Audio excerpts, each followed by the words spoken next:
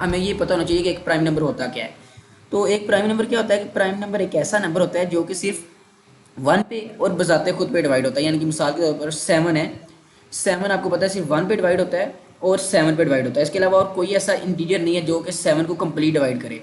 Complete divide करने का मतलब ये है कि हमारे पास अगर सेवन को मैं सेवन पे डिवाइड करूँ तो मेरे पास रिमाइंडर जीरो आ रहा है। इसका मतलब क्या है कि वो कंप्लीट डिवाइड कर रहा है सेवन को। तो यानी कि मेरे पास वन और सेवन के अलावा ऐसा कोई इंटीजर नहीं है जो कि सेवन को कंप्लीट डिवाइड करे। इसका मतलब ये है कि मेरे पास सेवन एक प्राइम नंबर है। तो अगर मैं आपको कोई प्राइम नंबर चेक करने के लिए देता हूँ कि यानी कि मिसाल के तौर पर मैं आपको कहता हूँ कि आप चेक करें कि 16 एक इंटीजर है, वो चेक करें कि वो प्राइम नंबर है कि नहीं है। तो आप क्या करेंगे, आपको पता है वो 16 जो है कोई भी नंबर है वो वन और अब जाते खुद पे तो वो हमेशा डिवाइड हो जाएगा। यानी कि 16 है वो हमेशा वन पे और 16 पे तो हमेशा डिवाइड हो जाएगा। तो हमने चेक क्या करना है, हमने चेक करना है कि क्या वो टू से लेके 15, यानी कि मैंने आपको 16 का है ना कि चेक करें, तो आप क्या चेक करेंगे, आप टू से लेके 15 तक चेक करेंगे। क्या टू से लेके 15 तक कोई ऐसा इंटीजर है दरमियान में जो कि 16 को कंप्लीट डिवाइड करे। तो आपको पता है अगर कोई भी ऐसा इंटीजर नहीं है जो टू से लेके 15 के दरमियान में कोई भी ऐसा इंटीजर नहीं है जो कि उसको कंप्लीट डिवाइड करे, इसका मतलब क्या है कि 16 एक प्राइम नंबर है। और अगर ऐसा हमें कोई भी एक भी इंटीजर इस तरह का मिल जाता है तो इसका मतलब ये है कि वो प्राइम नंबर नहीं है। तो ये प्रोग्राम था, ये किस तरह वर्किंग कर रहा था मैं आपको बता दूं कि सबसे पहले मैंने क्या किया, मैंने ना एक चेक प्राइम का फंक्शन बनाया है। इसको एक इंटीजर आ रहा है नंबर, तो ये सिंपली क्या कर रहा है, तो आपको ये पता होना चाहिए जो जो भी ना एक प्राइम नंबर होता है, प्राइम नंबर होते हैं वो हमेशा ग्रेटर देन वन होते हैं। वन भी प्राइम नंबर नहीं है और वन से छोटे जितने भी नंबर हैं माइनस में चले जाएं वो भी हमारे पास प्राइम नंबर नहीं है। तो इसीलिए हमारे पास एक ना अच्छा प्रोग्राम वही होता है कि जिसमें हमने ना चेक लगाए हो, यानी कि अगर कोई यूज़र गलत इनपुट भी दे देता है ना तो उसके लिए भी हमारे प्रोग्राम सही वर्किंग करे। ये ना हो कि अगर हमें यहाँ पे यूज़र माइनस में नंबर दे देता है तो वह हम उसको भी प्राइम बता रहे हों। तो यानी कि हमें इस तरह के चेक ज़रूर लगाने चाहिए अगर हम एक एफिशिएंट प्रोग्राम बना रहे हैं। तो मैंने क्या किया, मैंने सबसे पहले इफ़ का चेक लगा दिया है कि इफ़ जो सा नंबर हमारे पास आर्गुमेंट में आ रहा है क्या वो ग्रेटर देन वन है। अगर तो वो ग्रेटर देन वन नहीं है तो मैंने एल्स में क्या कर दिया, रिटर्न फॉल्स कर दिया है। यानी कि रिटर्न फॉल्स का मतलब ये है कि ये प्राइम नंबर नहीं है। मैंने इसकी रिटर्न टाइप देख ली, मैंने बूर रखी हुई है। यानी कि अगर तो यहाँ से रिटर्न ट्रू हो रहा है इसका मतलब है कि वो मेरे पास प्राइम नंबर है। अगर यहाँ से रिटर्न फॉल्स हो रहा है इसका मतलब क्या ये एक प्राइम नंबर नहीं है। तो मैंने क्या किया, मैंने पहले इफ़ का चेक लगाया हुआ है कि अगर वो नंबर ग्रेटर देन वन है तो वो फिर आगे जाके मजीद कैलकुलेशन करे। लेकिन अगर वो लेस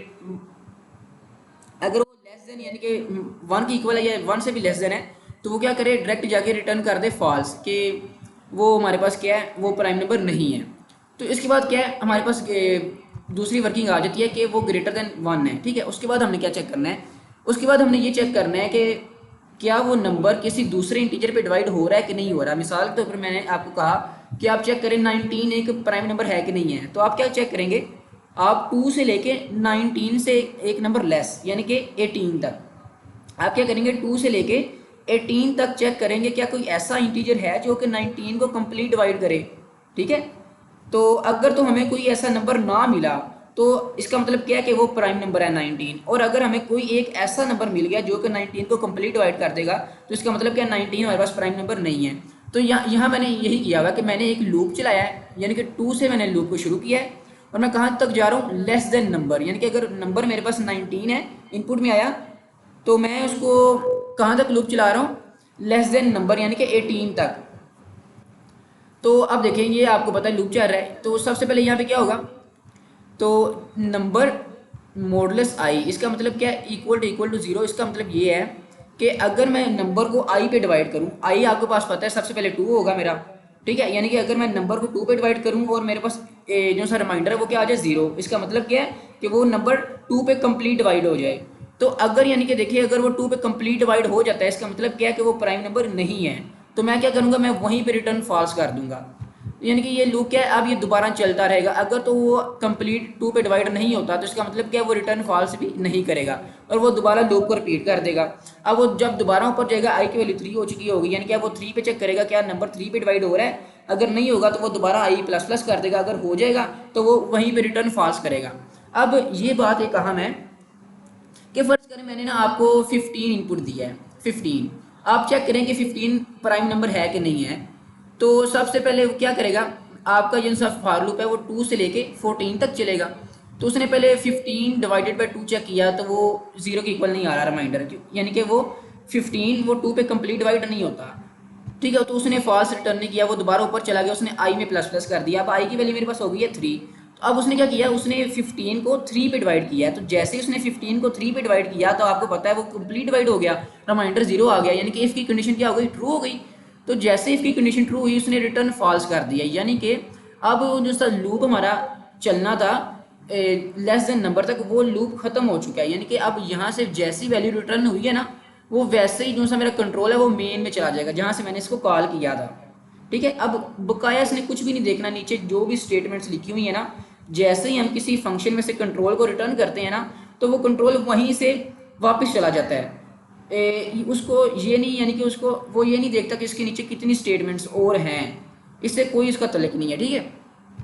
तो जैसे ही एक बार भी उसको कोई एक नंबर भी ऐसा मिल गया जो कि उसको कंप्लीट डिवाइड कर रहा है, वो क्या करेगा, उसी वक्त रिटर्न फॉल्स कर देगा, ये नीचे वाली स्टेटमेंट्स को वो देखेगा भी नहीं, ठीक है। तो अब देखें, अब पूरा लूप चल चुका है, यानी कि 2 से लेके मैंने आपको कहा था 19 चेक कर रहे हैं हम, यानी कि 2 से लेके 18 तक मेरा लूप चल चुका है। तो उसको 2 से लेके 18 तक कोई भी ऐसा नंबर नहीं मिला जो कि 19 को कंप्लीट डिवाइड करता हो, यानी कि ये मेरा कंप्लीट लूप चल चुका है और उसने रिटर्न फॉल्स भी नहीं किया। अगर उसने रिटर्न फॉल्स नहीं किया तो आपको पता है मेरा कंट्रोल इस स्टेटमेंट पे ज़रूर आएगा। अगर मेरा लूप कंप्लीट चल चुका है और उसने रिटर्न फॉल्स नहीं किया, तो अगर उसने रिटर्न फॉल्स नहीं किया तो आपको पता है तो वो फिर नंबर क्या होगा, प्राइम नंबर होगा।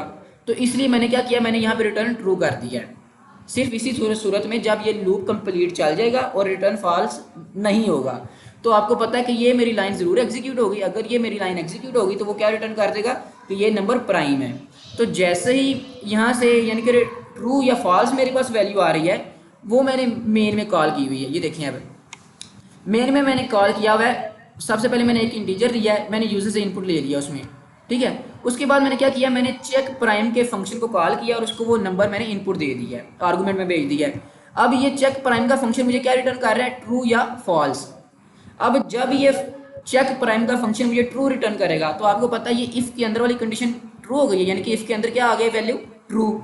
तो जैसे इफ के अंदर वैल्यू ट्रू आएगी, इसका मतलब क्या है, मैंने नीचे प्रिंट किया हुआ है कि number is a prime number, यानी कि अगर मैंने यहाँ पे यूजर से 19 इनपुट लिया था तो क्या प्रिंट हो जाएगा, 19 is a prime number. And अगर यहाँ पे चेक प्राइम का फंक्शन मुझे फॉल्स रिटर्न कर देता है तो आपको पता है इसके अंदर वाली कंडीशन फॉल्स हो चुकी है, तो आपके पास कौन सा ब्लॉक होगा, एग्जीक्यूट एल्स वाला। तो एल्स में क्या प्रिंट हो जाएगा कि अगर मैंने 15 इनपुट लिया यूजर से तो यहाँ पे क्या प्रिंट हो जाएगा, 15 is not a prime number. तो मैं इसको आपको रन भी करके दिखा देता हूँ, आपने कर भी लिया होगा मेरे ख्याल से, तो मैंने सोचा ये आपको ना एक दफ़ा रन करके दिखा दूँ। तो 19 में अगर उसको इनपुट देता हूँ तो आप देख सकते हैं 19 इज़ अ प्राइम नंबर। अगर मैं इसको दोबारा रन करता हूँ, अब मैं इसको 15 इनपुट देता हूँ तो 15 is not a prime number. अब हम कोई रॉन्ग इनपुट भी दे देते हैं इसको, यानी कि -9 दे देते हैं, तो आपको पता है माइनस वाले नंबर प्राइम नंबर हो ही नहीं सकते। तो मैं जैसे ही एंटर करूँगा तो वे देखिए उसने मुझे बता दिया कि -9 is not a prime number. तो देखिए मेरे पास ये एक इंटीजर है, ये एक मेरे पास क्या इंटीजर है 1 2 3 4 5। तो अगर मैं इस पर मॉडुलस ऑपरेटर अप्लाई करता हूँ इसको 10 पे, यानी कि मैंने क्या किया, इस नंबर को मैंने 10 पे डिवाइड किया है, और जो मेरे पास ये मुझे मॉडुलस ऑपरेटर क्या करेगा, मुझे रिमाइंडर रिटर्न करेगा। तो आपको पता है कि ये जो सा नंबर है ये 10 पे डिवाइड, यानी कि अगर हम इसको 10 पे डिवाइड करते हैं, ये नंबर है जो सा मेरे पास 1 2 3 4 5, इसको मैं अगर 10 पे डिवाइड करूँ तो मेरे पास आंसर क्या आना चाहिए, 10 पे डिवाइड करने हैं, ठीक है। चलें, अगर मैं इसको 10 पे डिवाइड करें, चलो पहले इसको हम 10 पे डिवाइड कर लेते हैं। अगर मैं इसको 10 पे डिवाइड करूं तो मेरे पास आंसर क्या आना चाहिए, आपको पता है, आप मेरे पास आंसर आना चाहिए 1 2 3 4.5। तो आपको पता है ये मेरे पास आंसर आएगा, लेकिन चूंकि ये एक इंटीजर डिवीजन है ना, तो आपको पता है पहला ये भी नंबर इंटीजर है, ये भी नंबर इंटीजर है। तो जब मैं दो नंबर्स को डिवाइड कर रहा हूँ, दोनों इंटीजर है, तो आपको पता है जो सा मेरे पास आंसर आएगा वो भी क्या होगा, एक इंटीजर ही होगा। तो अगर मैं इसको इंटीजर में कन्वर्ट करूँ तो मेरे पास आंसर क्या आएगा, 1 2 3 4 आएगा, ठीक है। यानी कि मैंने क्या किया, मैंने जब भी मैं किसी नंबर को 10 पे डिवाइड करूँगा, 10 पे डिवाइड करूँगा तो मेरे पास क्या आउटपुट आ रही होगी, उसका जो सा लास्ट वाला डिजिट है वो मेरे से वो नंबर से कट ऑफ हो जाएगा, यानी कि वो ख़त्म हो जाएगा। आपने ये याद रखना है, ठीक है। जब भी मैं किसी नंबर को 10 पे डिवाइड करता हूँ तो क्या होता है, मेरे पास जो सा उसका लास्ट वाला डिजिट होता है वो ख़त्म हो जाता है। एक बात तो ये है। अब अगर इसी तरह मैं इसको 100 पे डिवाइड करूँ तो आपको पता है अगर मैं इसको 100 पे डिवाइड करूँगा मेरे पास आंसर क्या आना चाहिए, अगर हम पॉइंट्स में देखें तो अगर हम पॉइंट्स में देखें तो मेरे पास आंसर आता है 123.45। लेकिन जो कि ये इंटीजर डिवीजन है तो मेरे पास जो सा आंसर आएगा वो क्या होगा 143 आएगा। यानी कि 1 के साथ जितने ज़ीरो हैं उतने एंड से हमारे पास नंबर ऑफ डिजिट्स ख़त्म हो जाएंगे। पहली बात तो ये आप जहन में बैठा लें इस सवाल के लिए। अब उसके बाद देखते हैं कि मॉडुलस का ऑपरेटर किस तरह वर्क करेगा। मॉडुलस का ऑपरेटर अगर मैं इसी नंबर को 1 2 3 4 5 अब इसकी मॉडुलस लेता हूँ 10 के साथ, तो आपको पता है मॉडुलस ऑपरेटर मुझे रिटर्न करेगा रिमाइंडर रिटर्न करेगा, ठीक है। अब अगर मैं इस नंबर को डिवाइड करूँ 10 पे तो आपको पता है इसकी मुझे रिमाइंडर क्या आएगा 5 मुझे रिमाइंडर मिलेगा। ये आप याद रख लें 5 मुझे रिमाइंडर मिलेगा। यानी कि आप डिवाइड करके भी देख सकते हैं कैलकुलेटर पे कि अगर मैं इस नंबर को 10 पे डिवाइड करूं और मेरे पास रिमाइंडर क्या आएगा, हमेशा 5 रिमाइंडर आएगा। तो एक बात ये बहुत अहम है, ये ज़हन में बिठा लें कि जब भी मैं किसी भी नंबर को का रिमाइंडर यानी कि मॉडुलस लूँगा 10 के साथ, यानी कि जब भी मैं किसी नंबर की मॉडुलस लूँगा 10 के साथ तो मुझे हमेशा क्या आउटपुट में मिल रहा होगा उसका जो सा लास्ट वाला डिजिट है।